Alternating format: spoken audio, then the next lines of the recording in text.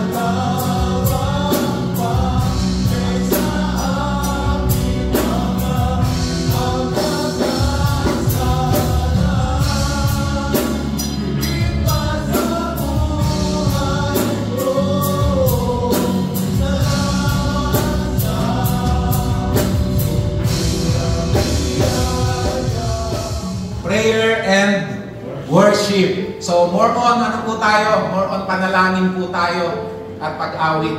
Kasi ano po, napakasarap na tayo po ay makapagniig sa ating pong Panginoon sa pamamagitan po ng pananalangin. Siyempre, higit sa lahat, paano tayo makakapanalangin kung ang Diyos na ating pinapanalanginan ay hindi naman natin ganong kakilala. So when it comes to prayer, napaka-importante po na kilala natin yung ating pong pinapanalanginan. Basahin ko lang po, Philippians chapter 4, verse 6, 7 to 8. Do not be anxious about anything, but in everything, by prayer and supplication with thanksgiving, let your request be made known to God. And the peace of God, which surpasses all understanding, will guard your hearts and your minds in Christ. Patuloy po tayo, ano po, ipagdasal po natin, ipag-pray po natin ang ating pamilya. Marami po nakakaranas ng iba't ibang problema or iba't ibang pagsubok sa ating pong buhay. Especially po sa ating mga pamilya. Maaaring relasyon nyo sa inyong asawa, relasyon nyo sa inyong mga anak, o relasyon ng, diba, ng inyong mga magulang.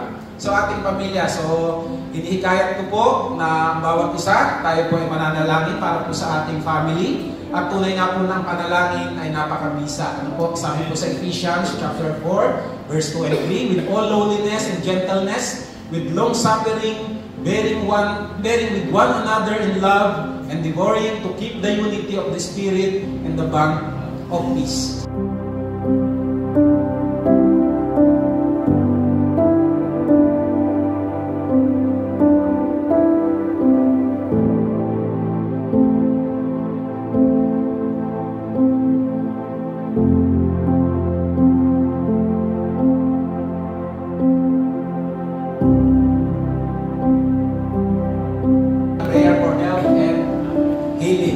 Sabi po sa 2 Kings chapter 20, verse 5, return and tell Hezekiah, the leader of my people, thus says the Lord, the God of David, your father, I have heard your prayer. I have seen your tears. Surely I will heal you. On the third day, you shall go up to the house of the Lord. Yan po yung si King Hezekiah, nung siya nagkaroon ng sakit. Kung babasahin po natin yung chapter na yan, maintindihan po natin. Pero sinasabi po dyan, surely I will heal you.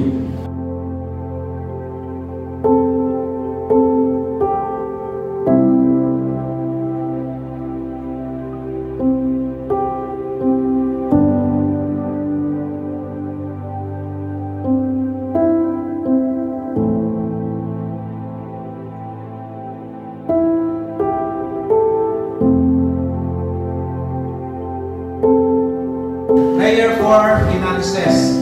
Sa ating pong buhay, talagang bilang ama, tayo po ay maraming pinagdadaanan, hindi lamang sa relasyon, hindi lamang po sa ating kalusugan, maging sa ating pong finances, sa ating financial na pangangailangan. Sabi sa Proverbs chapter 13 verse 11, wealth gained by dishonesty will be diminished, but he who gathers by labor, prayer for church. Ang church po ay, which is the body of Christ. Baka ang common mistakes po kasi talaga ng mga mananampalataya, pag sinabing church, akala itong physical na building. Hindi po, ang church po ay tayo po. Which is, Jesus Christ is the head, then tayo po is body of Christ. Prayer for government. Sabi po sa 2 Chronicles chapter 7 verse 14, if my people who are called by my name will humble themselves and pray and seek my face and turn from their wicked ways, then I will hear from heaven and will forgive their sin and heal their land.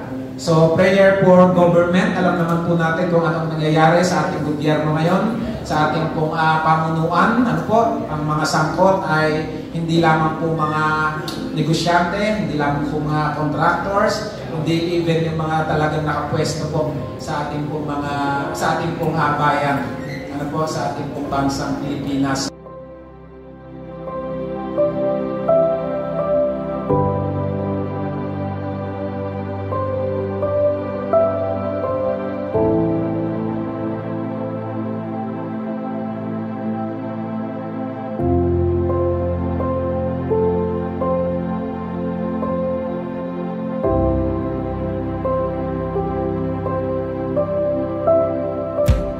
Masaya kung kasama ka namin dito sa COG Silang Men's Ministry. Welcome ka dito, bro! Kung napanood mo ang video na to, tumabot ka hanggang dulo, inaanyayahan ka namin, bro. Welcome ka dito tuwing Merkules, alas 5:30 ng hapon. Kita-kits tayo, bro!